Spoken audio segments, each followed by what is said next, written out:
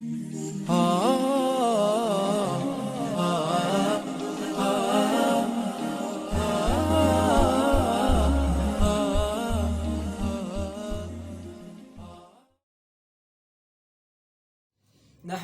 ونصلي ونسلم على رسوله الکریم، اما بعد۔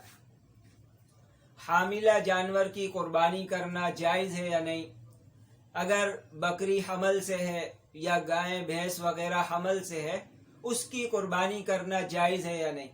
لوگوں میں یہ بات مشہور ہے کہ حاملہ جانور کی قربانی نہیں ہو سکتی، حالانکہ حاملہ جانور کی قربانی کرنا بغیر کسی کراہت کے جائز ہے۔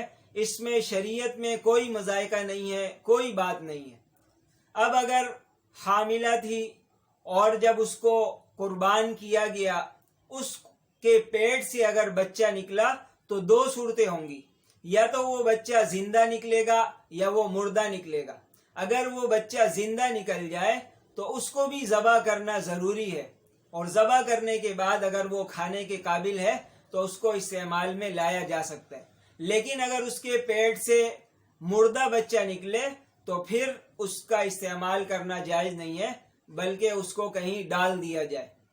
اور دوسری صورت یہ ہے کہ کسی نے حاملہ جانور خریدا تھا، قربانی کرنے سے پہلے ہی اس نے بچہ جن دیا، مثلا بکری خریدی تھی، حاملہ تھی، اور جو ہے بقرعید سے 5 دن پہلے اس کا بچہ پیدا ہو گیا، یا گائے خریدی تھی، بقرعید سے 3-4 دن پہلے گائے کا بچہ ہو گیا۔ ایسی صورت میں اس بکری کو بھی قربان کرنا ضروری ہے اور اس کے بچے کو بھی قربان کرنا ضروری ہے۔ اسی طرح اس گائے کو بھی قربان کرنا ضروری ہے، اس گائے کے بچے کو بھی قربان کرنا ضروری ہے۔ اس صورت میں حاملہ جانور کو قربانی کے لیے استعمال کرنے میں شرعی طور پر کوئی قباحت نہیں ہے۔ اللہ تعالی ہم سب کو عمل کرنے کی توفیق عطا فرمائے۔